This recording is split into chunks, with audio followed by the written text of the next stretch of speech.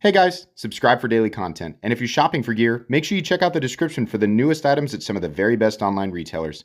There's also links for some of the items that I personally recommend. Thanks! What's going on YouTube? Metal Complex here, and today I've got another interesting knife review / knife overview to share with you guys. This is the QSP Locust, a very interesting knife. You can find this knife right down in the description. I'll make sure and link it. Thank you so much to QSP for sending this in for review. Thanks to my generous patrons who are supporting me right now. There's a link for Patreon right down below, and please make sure to follow me on Instagram at metal_complex. We're going to try something a little different today. I'm going to speed through this. This is going to be a faster review, and certain knives, truthfully, are just easier to review. So let's see how we fare. Let's go ahead and get a measurement of this guy. Overall length of the QSP Locust coming in at about 8.75 inches overall. Blade length is coming in at 3.85 inches, and the cutting edge is coming in at about 3.6. How about just a couple of size comparisons up against the Ontario Rat Model 1? So you can see there, this is a little bit longer than the Rat 1. How about up against the Spyderco Para 3? You can see here it's definitely longer than the Spyderco Para 3. And how about one more up against the Benchmade Bug Out? Yeah, see there. Quite a bit larger there. How about carry profile? So the thickness of this knife up against the Spyderco Para 3. It is a fairly thick knife. I think that's something you should be aware of. Length and height up against the PM2 and Para 3. This guy is honestly a little bit longer than both. Not quite as tall as the PM2. Definitely longer than the Para 3, right? So it's thicker and longer. Let's go ahead and do a hardware check. Get out my tools. As per usual, tools are very inexpensive and very recommendable. You can find them right down in the description in the section that talks about my tools. Most likely going to be a T8 pivot, and the rest of these screws I don't even have to check. They're going to be T6 across the board. Pretty minimal. Nothing new, nothing crazy. Should be easy to take apart, etc. How about we weigh it? We are looking at micarta steel liners and a 154 cm steel blade, but there's quite a bit of overall knife here, so perhaps this knife weighs something like 4 ounces. Let's find out.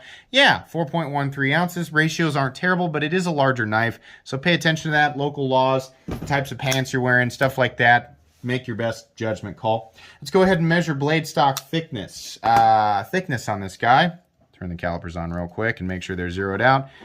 What is that, 120 thousandths maybe? A little bit more than that, 130 to 135 thousandths. Not too thick, not too thin. That's a pretty good, pretty standard blade stock thickness. Okay, time to go ahead and move on here. So there is a little cutout for the liner lock here to engage it. A little bit of room. I still feel like I'm pinching a little bit right there, but I can definitely do it. You are going to get pinched, and it's going to get uncomfortable for your thumb. But overall, it's pretty easy to disengage. There's no double clutch. So, you know, if you're going to sit around and fidget with it, you might notice that. But outside of that, no big deal. Flipper tab, pretty good. detent is pretty good too. So over and over again, flipping or just deploying it when you need it, or you're push buttoning it, you're light switching it, whatever, you're going to be just fine. You can also deploy it using this little thumb hole thing right there. It's a little bit too close to the pivot for that, so you can use it, but it really needs to be further down here so that you can get your finger in there. Trying to do the reverse flick with this guy is a little bit cumbersome. You can do it, but I don't know if it really needed to be there. This is a QSP knife, and QSP has proven time and time again that their fit and finish is really, really good. They are very underrated when it comes to overall fit and finish. We kind of automatically hail Civivi as the best budget knife, this or that, right? You know, overall quality. This is not necessarily a budget knife, but it is still in the sub $100 territory. And in that territory, this has excellent overall fit and finish. Seating of the hardware, seating of the scales, and just everything. The detent, there's no detent lash. There's no pivot lash. It locks out solid. It's all great. Let me wipe my fingerprints off this here real quick. This has kind of a tactical warbird sort of look to it, but it's also kind of a fancy warbird with his micarta. Are these his pants, or is this his denim jacket? I'm not really sure. It looks okay, though. Kind of a little bit too, you know, the two-tone in this area right here, it's a little too much for me, but you might like it. The blade itself, as far as, you know, just a day-to-day EDC blade, is going to be plenty purposeful. It might be too long for a lot of people, but the straight edge is going to be great. That dipped nose is going to be great if you need to do draw cuts or something like that. It honestly gets relatively thin behind the edge. It's not incredibly thin. I'd say it's a little bit, you know, it's probably right dead centered. It's pretty, like, kind of a medium thickness behind the edge, but the edge itself is done well. It's nice and sticky, which means I don't want to glide my finger along it. It will definitely cut me, right? So it's going to do well day to day. What's the blade steel? Like I said earlier, 154 cm. That's one of my favorite blade steels of all time. And considering the price on this guy, I have no problem with that whatsoever. I am so glad that QSP and other companies are using more 154 cm. That's good stuff. Don't shy away from it. You'll hear things all over the internet on 154 cm / CPM 154 is excellent, incredibly well-rounded, good edge retention, good toughness, good corrosion resistance, right? Not incredible in any one area, but very, very well-rounded. And you'll have an excellent EDC experience with it. Satin finish looks good. The two-tone, I could do without it. You might really like it. The blade overall is done really well. No sharp edges where they don't need to be, and by that I mean every edge except for the blade has been knocked down, so that's good. We have jimping back here. I have no idea what that's for. I guess if you're going to be holding it upside down, then you have traction, so there you go. Ergonomics on this guy, pretty good.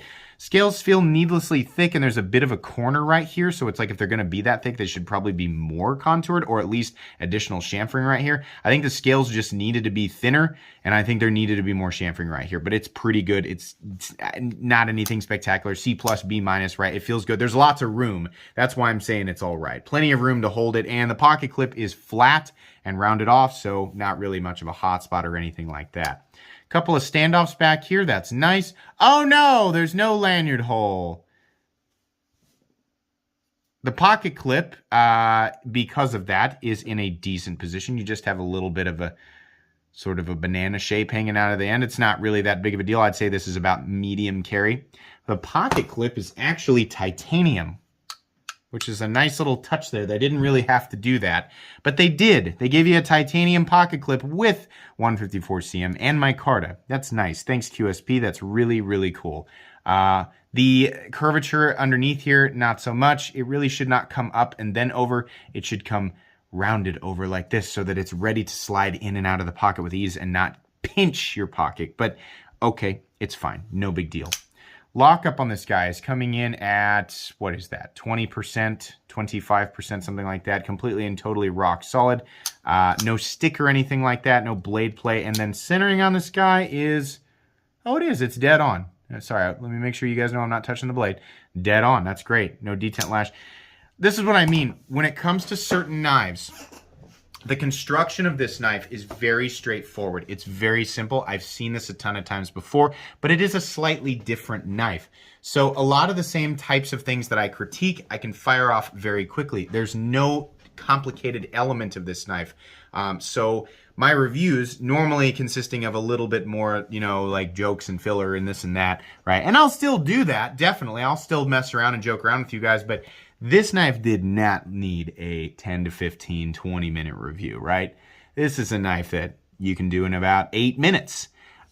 This knife is good. It's good enough. It's not anything spectacular. The best part about it is the combination of QSP's fit and finish and overall quality, the 154 cm blade steel, and the titanium pocket clip. The rest of it is, you know, it's like this and that, different knife designs we've seen a million times.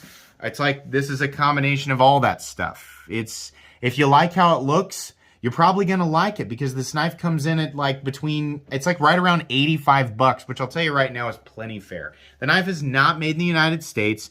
Do with that information what you will, right? But as far as what you're getting here for the money, even considering that this knife is not manufactured here, it's really good. It's just more, you know, there are better knives from QSP, I think. Knives that I like more, but gosh, it's really hard to argue with this thing for 85 bucks.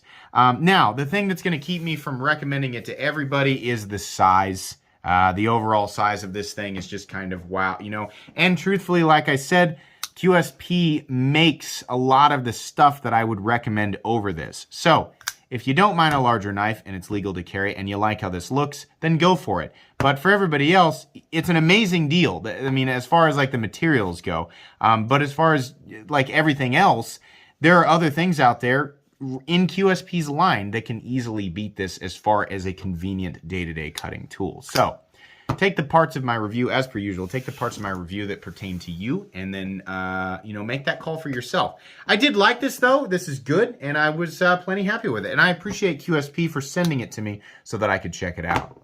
Guys, We did that pretty quick. I think for certain knives in the future, knives that have very simple builds and that don't require much more complexity, I will do the reviews much faster, and then the complicated stuff will get a more complicated review.